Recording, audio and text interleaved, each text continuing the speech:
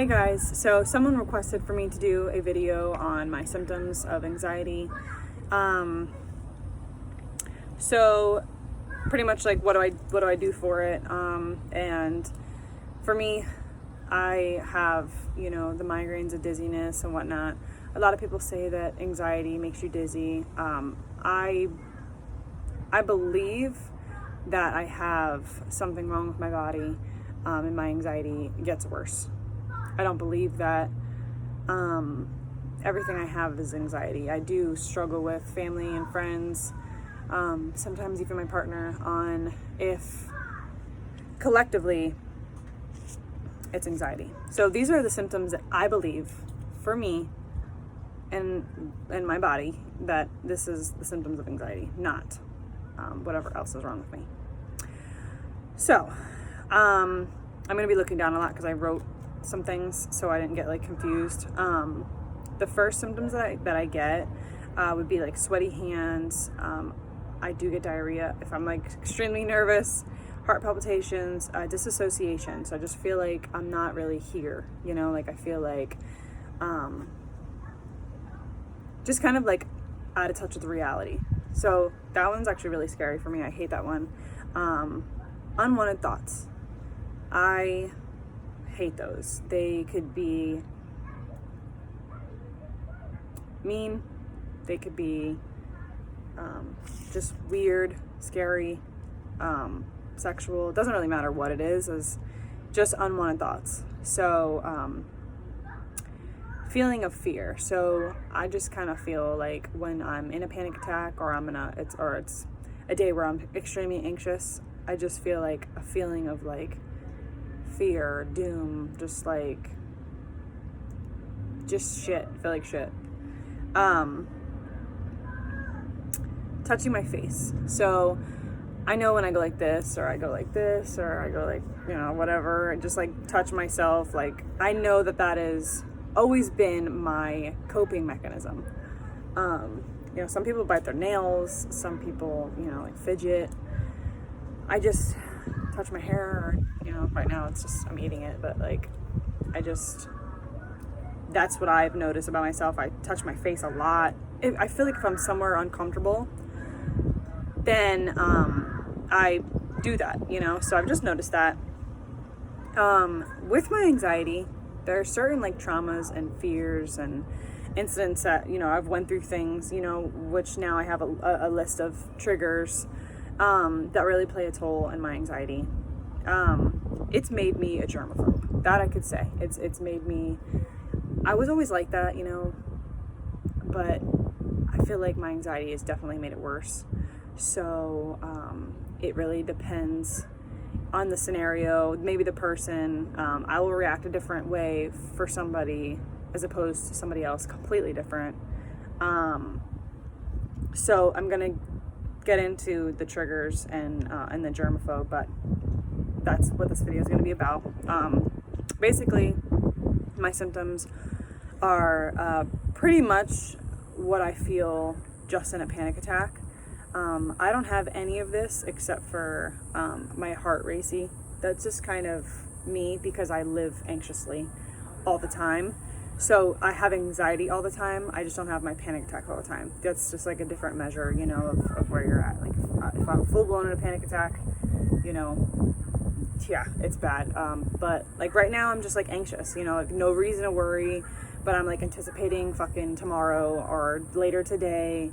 My schedule isn't planned out. I know I have an appointment later at 3. It's 12. So I'm super stressed already when it's hours away. So, that's just my life, that's kind of just how I live. I do have mechanisms of coping. I am in counseling, so I'm being taught exposure therapy. So for instance, I hate Walmart. Walmart stresses me out. I don't like being around a lot of people at one time. The germaphobe and the anxiety kind of play a role. But Walmart, my counselor would come over. We'll go to Walmart, and that's called exposure therapy. So I'm exposing myself to things that I love to avoid. My advice to you is to not avoid it. Easier said than done, yeah. And for me, making this video and telling you that. I will still avoid. I am working on it though, and that's what matters. You have to understand that the more you isolate yourself and your fears, you will become a stranger to yourself, and you won't be able to live the way that you should live. My quality of life has went down immensely to my anxiety. On top of being in pain with my migraines and being dizzy, my anxiety has ruined my life. So for me, exposure therapy is really big. I go to Walmart for an hour and a half. That seems crazy, but when you're talking with your counselor, like me and her are really close, when we talk and when we're, engaged, it passes by. But I don't like to be in Walmart for less than I just like to get the milk or get whatever I'm getting and get out, I really hate it that much. So being in there for 25 minutes, 35 minutes, that is holy crap for me, and we do it more and more and more, and then it becomes so easy, to where I'm wow, I survived all of those. I survived all of those scenarios. What's different from this time? And your anxiety is going to tell you, no, it's going to be this time that something happens to you, or it's going to be this time that you touch something, or, it's going to always be this time. But 9 times out of 10, guys, we survive it, right? So, I'm being taught exposure therapy. Also, affirmations. I think that this is so important.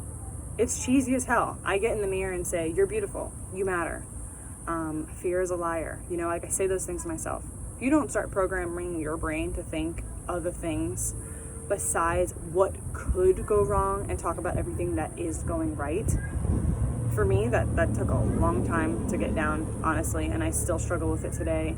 I make sticky notes in my car, in my mirror, in my windows, everywhere, right above, I do dishes a lot, right above my sink. I do this because it is easy for me to think that I'm dying, or that, I'm anticipating horrible things or schedules that make me sick, or whatever the case may be. Everyone's different. I do have a slew of things that I stress about daily, constantly. And having those affirmations when I start my day, if I start Tuesday with no affirmations and Wednesday with affirmations, it's always shown me that it's helped a lot in my mindset, and it's helped me get through the day a lot better. So I suggest you guys, remind yourself, of affirmations. You can simply go on Google and just put in words of affirmation by itself, words of affirmation for weight loss. It could be anything. It doesn't matter what the topic is. I just specifically get affirmations of being enough and being safe and being okay. So I will tell myself, you are in touch with reality. You are in control. Those are probably my favorite, because if I feel like I'm out of control, which anxiety makes you feel like you're not in control of anything, that's my biggest struggle. If I wouldn't say that I'm a controlling person. I don't control the people, but things, scenarios, I guess I'm very controlling. Very, very, very. And so if I feel like I'm not in control of my body, or I'm unsober-minded or something like that, no. That's not good for me. So affirmations is something that I do that helps me a lot. Survival kit. So I was also taught this by my counselor. Sorry if I'm going quick. I do have things to do that are stressing me out. So, survival kit. So your 5 senses. When you are in a panic attack or you're stressed out, your 5 senses don't really work like they should. Okay, so what I do is, so there's this little game, which I'm probably sure a lot of you guys have heard of this. So when you're in a panic and someone says, name 5 things that are around you, or name 3 things that you can see, 3 things you could hear, 3 things you could taste, 3 things you can smell, you can hear, whatever. So I actually had this done to me by a few family members, friends, even my counselor tried it on me, and it really works. If you're really engaged with hearing them and fighting to get out of that panic attack, and you're really okay, I see a tree. I smell my hose water underneath me. I see myself and I'm looking at myself, you know, like I wasn't even anxious and I already started relaxing and worrying about the things that I was trying to describe rather than where my mind's trying to land me. So your five senses stop working, okay, when you are in a panic. So it's just like if you were getting robbed, you know, you're not going to remember any of the smells or tastes or see, like you can barely even identify who was just robbing you. And that's because you're in a state of shock, okay? So I live in a state of shock. And that's also another thing on here, which I'll just slip in through this survival kit, is my memory loss. I don't remember anything. You know, I really struggle with memory loss, and that's because my brain's not holding enough information because I'm not stopping to intake any, okay? So my survival kit, in my purse, I'm obsessed with pens. I love fuzzy pens. And I will walk in the store and I'll just hold my pen and I'll just go like this, you know, and it's just kind of like my fidget spinner. I'll just feel it. I'll take out an essential oil in my bag and I'll smell it, like my favorite smell. And I will eat Twix. So like I'm just trying to, like, you know, whatever. And then on my phone, if I feel stressed out, I'll play like my favorite song, or like I'll just do something that stimulates all five senses. If I don't have my survival kit on me, it really does suck.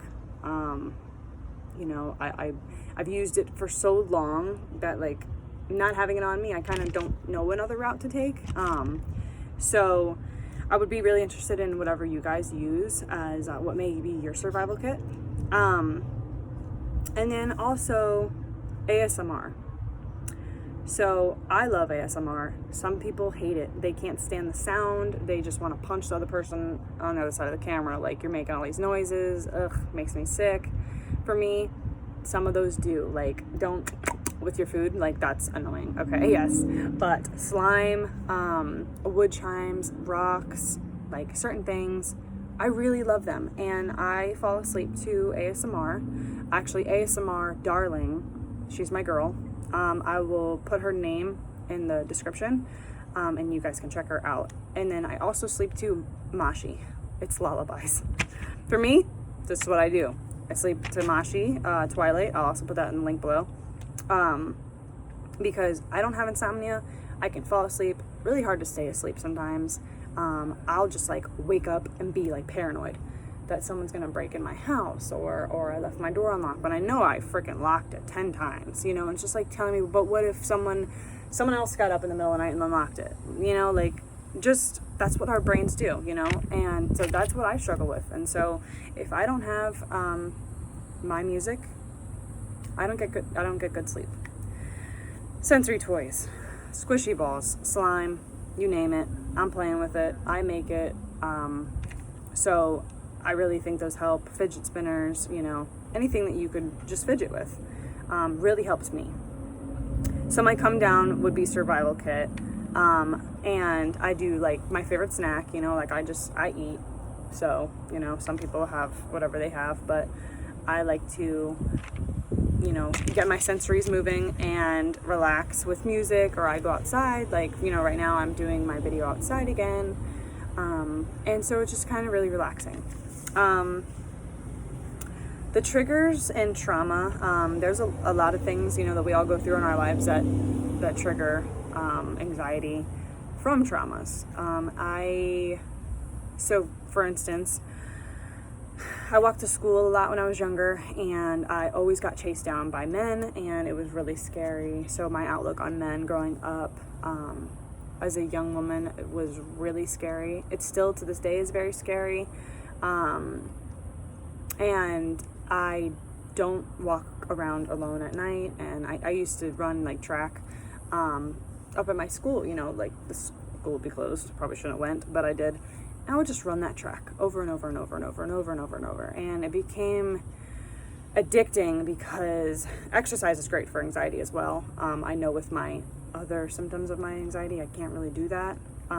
But running was really good. But, you know, I would have guys that would just be like out in the middle of like the night doing stupid crap. And like, it was just, I just like every scenario that I created that was nice for me to do, or having to go to school. It's some things we just can't change as kids. Really traumatized me. And so I had to stop being alone everywhere. I know today's age, you know, like you can't do that anyway. But it just sucks, you know, and getting stared at, you know, by men, just you name it. It's very uncomfortable. And I think my last time I was on my bike and I actually got chased down and I had to dive into a bush, because there was just no way. There was no way. I know for a fact if I didn't dive in that one bush, I was going to be taken.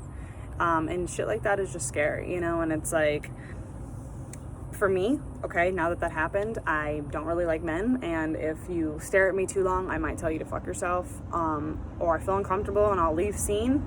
So it just depends. And then another thing is, you know, when I have these triggers, I like to go right to the survival kits and all my stuff.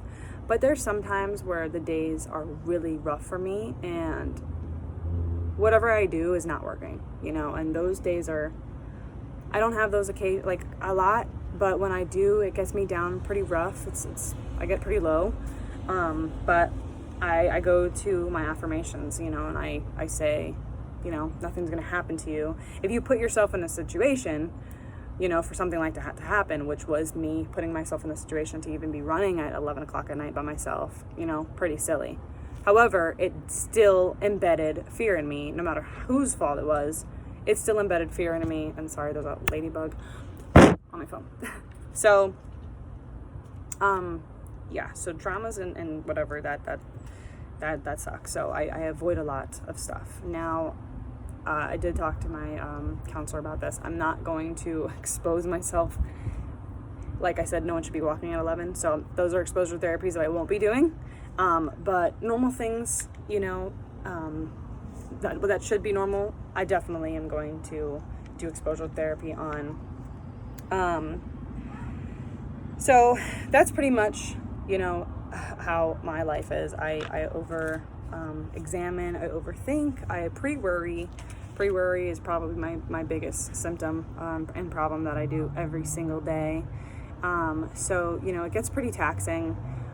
But I just wanted to share those symptoms that are separate from my migraines, my dizziness, you know, my vertigo, like everything that I experience, and the vision problems I have, and the neck pain, and my rotating ribs. So, I'm sure that anxiety is definitely wearing down my body. I'm sure that stress is a killer, and I'm sure of all these things. And I know that when I have anxiety with my other condition, like my other symptoms, they play a toll, and my body's just beat. You know, I get really fatigued, and I call it quits, and I'll lay in bed. You know, so I know it's too much for my body to take. But I do believe that I have my anxiety, and I believe that there's something else wrong with my body. So, so those are all my symptoms. Those are the tactics I use when I feel, you know, stressed out. Those are kind of what I do. Or one thing that I didn't say, I instantly get in the shower. The shower really helps me. I don't know why. Some people are different, but I have to immediately get in the shower. I just sit underneath the water and I just sing. I'll just sing, or I'll pray, or I'll just relax, or like, you know, try to just distract myself. But showers definitely help. But other than that, those are all my symptoms. If you have any questions, you know, I know a lot of people, you know, have PTSD or a lot of worse things. My counselor diagnosed me with generalized anxiety disorder. She says that I have symptoms of PTSD because of other certain things I haven't shared in this video of my triggers, and also agoraphobia. So if I'm like away from my house, you know, and I'm starting to not really, my surroundings are changing, and I know I'm far from home, I definitely start to panic. I don't know what that is. Maybe that's just me feeling out of control, probably. But I definitely have a slew of fear problems, and you know, it's nice to hear other people's symptoms, you know. So real quick, I have sweaty hands, heart palpitations, disassociation, unwanted thoughts. God, I could talk about unwanted thoughts forever. Feeling of fear, and then touching my face. You know, that's like, everyone, you know, has their nervous tick, and that's mine. So yeah, that's the world of anxiety. Not fun at all. So if you're going through it, I know how it feels, and it is scary. It stopped me from doing a lot in my life, going a lot of places, you know, like interacting with my friends in certain locations. It's like really rough for me. So I lost a lot of friends, and it sucks. So if you guys have any questions, feel free to comment. I would love to hear, you know, what you guys have, your symptoms. And I'm not afraid to share any of my stories. I didn't want this to be a storytelling video. I wanted to really just hone in on symptoms, but I don't mind sharing any stories of how I've gotten to this point of how much fear I have, you know, and all the things I avoid and stuff. So but yeah, for my day-to-day, to keep my mind sane and stuff, I definitely have those in my regimen. If I don't, I'm so much worse. It's like you're almost incapable of functioning properly when you get in such fear, you know, and there's a point last year where I got so bad, I wouldn't even check my mailbox. Like, I wouldn't even come outside. So I just, you know, I've came a long way, and it's a lot to try and put in a video, but I hope this helped and made you guys a little understand, you know, my symptoms of anxiety and my vestibular migraines and occipital neuralgia that I was diagnosed with. So thank you guys so much for watching, and I will see you next time.